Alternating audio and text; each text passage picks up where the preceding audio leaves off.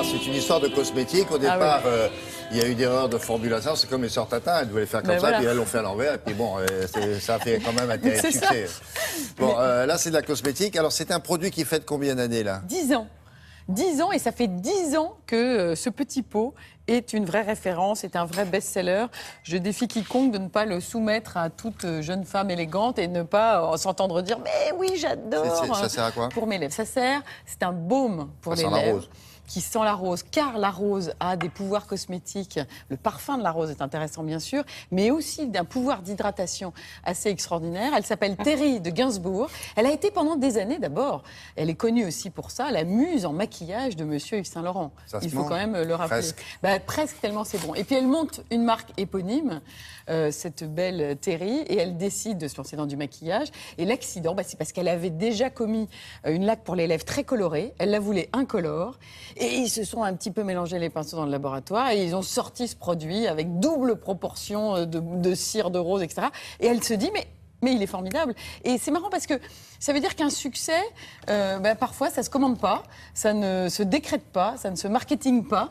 Et en revanche, il faut savoir derrière un petit peu surfer dessus, on regarde. C'est pour les lèvres, uniquement? Non, il y a aussi un petit peu les ongles, mais on va vous expliquer pourquoi avec Terry. Il ne faut pas? Si, je peux? Si, on peut. Cuticule.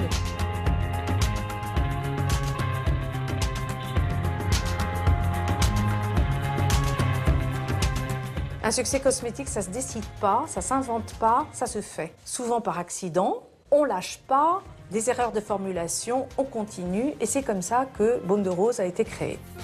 Le baume de rose, je le voulais comme une véritable rose en pot.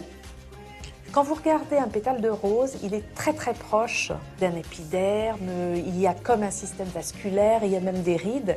Et je me suis intéressée à tout ce qu'il y avait de merveilleux dans les actifs végétaux, relipidants, protecteurs, anti-âge, antioxydants. Et on a trouvé des merveilles dans des cires de rose, dans des huiles très très précieuses, dans l'huile de pastel qui est une fleur qui pousse en Sibérie et qui résiste à des températures de moins 40 degrés et à des vents sibériens. J'avais demandé à mes laboratoires de faire quelque chose de coloré et il est sorti des catastrophes formulaires, des pâtes beaucoup trop cireuses, dures, qui cristallisaient. On a essayé de l'améliorer avec un seul critère, du végétal très haut de gamme et très concentré. Et on est arrivé à un beurre, un vrai beurre de rose qui est bourré d'huile de fleurs, d'huile de pastel qui protège la bouche, qui la nourrit, qui la réhydrate, qui stimule les collagènes, qui permet de revolumiser la texture des lèvres, en même temps avec un fini très voilé, avec ou sans couleur, pour donner de l'éclat. Et puis quand on le met sur les lèvres avec le bout du doigt, finalement il en reste. Et moi j'avais l'habitude d'en mettre sur les cuticules et c'est devenu un soin cuticule absolument extraordinaire. J'ai vu des maquilleurs de backstage l'utiliser pour lustrer des sourcils. J'ai vu une femme dans les rues de New York s'en mettre sur le joug parce que le vent était tellement mordant que c'était un super protecteur. C'est un succès qui s'est fait par le bouche à oreille. On en a fabriqué 100 pots qu'on a mis dans la boutique et qui se sont vendus vraiment en 3 jours. Et ça a été incroyable.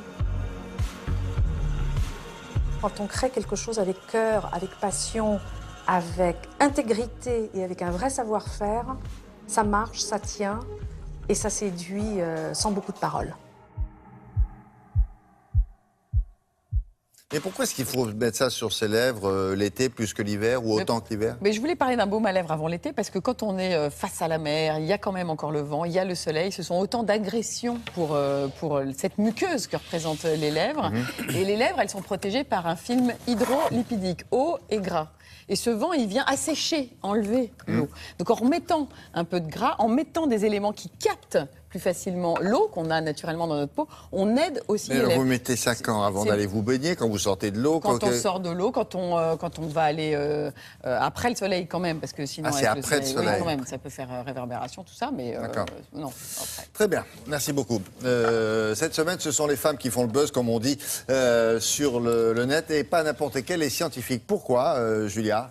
Parce qu'elles réagissent vraiment en masse aux propos qu'a tenu Timothy Hunt, prix Nobel de médecine en 2001. Il a lancé lors d'une conférence la semaine dernière, il y a quelques jours, 3 choses se passent quand les femmes sont dans les labos. Vous tombez amoureux d'elles, elles tombent amoureuses de vous, et quand vous les critiquez, elles pleurent. Voilà en gros à quoi se résume une ça vaut le coup d'être prix Nobel pour dire une femme scientifique. Ça a fait un énorme tollé, un tel tollé qu'il a été obligé de lui démissionner de l'université anglaise dans laquelle il fait des cours. Pourquoi? Parce que du coup, sur le web, les femmes scientifiques ont réagi avec quand même assez d'humour. Elles se sont mises dans leur situation de travail, dans des postures sensiblement sexy ou à peu près, ou alors juste dans leur costume de travail pour montrer que les femmes n'ont rien à voir évidemment avec la définition qu'il en a fait. Il y a aussi des images anciennes, on peut voir aussi des photos de Marie Curie sur le web pour montrer un petit peu que les scientifiques, vous la voyez là, ça ne se résume pas évidemment à ce qu'il en a dit. Donc n'hésitez pas à intervenir sur Internet parce que ça a fait un tel tollé que je vous dis, il a été obligé de renoncer à son poste à l'université. Merci beaucoup. C'est lui que vous voyez là. Où ça? Pardon. C'est lui. À gauche, là, le monsieur de gauche. Là, c'est quand il recevait son prix. Voilà. Prix Nobel de médecine en 2001. Avec le roi, qui est Exactement. à droite. Merci beaucoup. On va retrouver les aventures du Tintin de Télématin.